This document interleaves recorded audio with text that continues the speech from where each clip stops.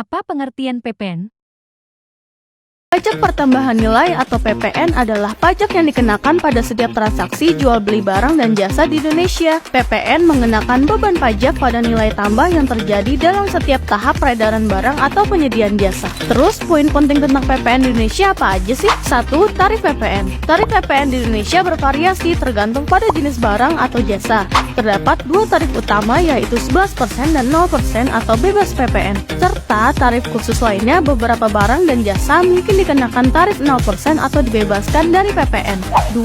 Pemungutan PPN. Pelaku usaha yang terdaftar sebagai pemungut PPN diwajibkan mengumpulkan PPN dari pelanggan mereka dan melamporkannya kepada pemerintah. Mereka juga dapat mengklaim kredit pajak atas PPN yang mereka bayar untuk membeli barang dan jasa yang diperlukan untuk usaha mereka. Mengapa PPN naik menjadi 11%? Kenapa PPN dinaikkan dari 10 ke 11, bahkan tahun depan jadi 12%? Nah, kita pahami dulu, penerimaan pajak negara kita itu mayoritas datang dari pajak penghasilan non-migas. Nilainya 900 triliun di tahun 2022. Dan 629 triliun, yaitu yang nomor 2, itu adalah dari PPN, pajak pertambahan nilai. Nah, masalah terbesarnya dengan PPH ini adalah PPH kita tarifnya itu udah tinggi, bahkan kita termasuk yang tertinggi di ASEAN. Jadi kalau kita ingin meningkatkan PPH, kita nggak mungkin lagi menaikkan tarifnya. Yang bisa kita naikkan adalah jumlah orang yang membayar PPH-nya. Nah, angkanya menyebutkan bahwa ada 52 juta kelas menengah di Indonesia, tapi yang bayar pajak cuman kurang lebih 20 juta. Artinya banyak banget masyarakat kita yang tidak taat membayar pajak. Nah, kalau pemerintah mau menegakkan atau memperketat aturan pajak PPH ini, akan banyak gejolak dan akan jadi isu politik, dan akhirnya malah membuat pemerintah jadi nggak stabil kan. Bea cukai aja yang sekarang membatasi jumlah barang yang boleh dibawa keluar dan dibawa masuk Indonesia, itu jadi isu dan selalu jadi gunjingan politik gitu. Everything about this country itu politik banget.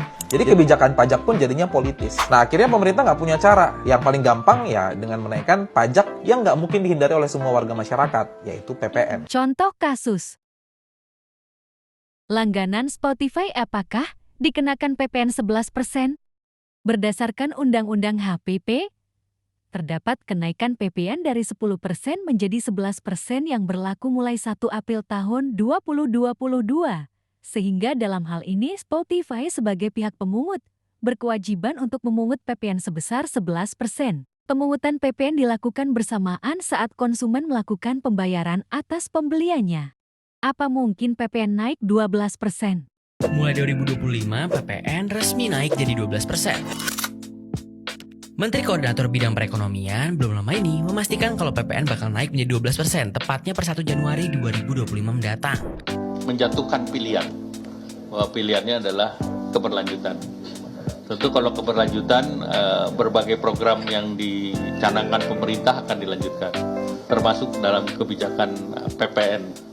FYI, kenaikan ini sebenarnya merupakan rencana penyesuaian pemerintah yang diatur di Undang-Undang Nomor 7 Tahun 2021 tentang harmonisasi peraturan perpajakan. Di sini disebutkan kalau tarif PPN yang sebelumnya 10% diubah jadi 11% pada 2022 dan menjadi 12% paling lambat 1 Januari 2025. Jadi hal ini bisa dibilang bukan peraturan yang baru muncul. Tapi, gimana PPN Indonesia dibandingkan negara ASEAN lainnya? Nah, kalau menurut kata data, Indonesia merupakan negara kedua tertinggi dengan tarif PPN terbesar di ASEAN. Jika negara lain nggak naikin tarif PPN di 2025, maka Indonesia akan memiliki tarif yang sama dengan Filipina. Kalau menurut Kepala Ekonom Bank Permata, yang paling terdampak dengan kenaikan PPN 12% ini bukan rakyat miskin, melainkan kelas menengah. Menurutnya kenaikan PPN ini bakal berdampak ke lonjakan inflasi yang berdampak ke kelas menengah dan bawah. Namun kelas menengah dianggap nggak layak menerima bantuan. Di sisi lain, pendapatan mereka sebenarnya juga nggak bisa mengiringi kenaikan harga pokok. Tapi, menurutnya kalau kenaikan PPN nggak dibarengi sama kenaikan bahan pokok dan listrik, kemungkinan dampak ke kelas menengah bawah nggak terlalu besar.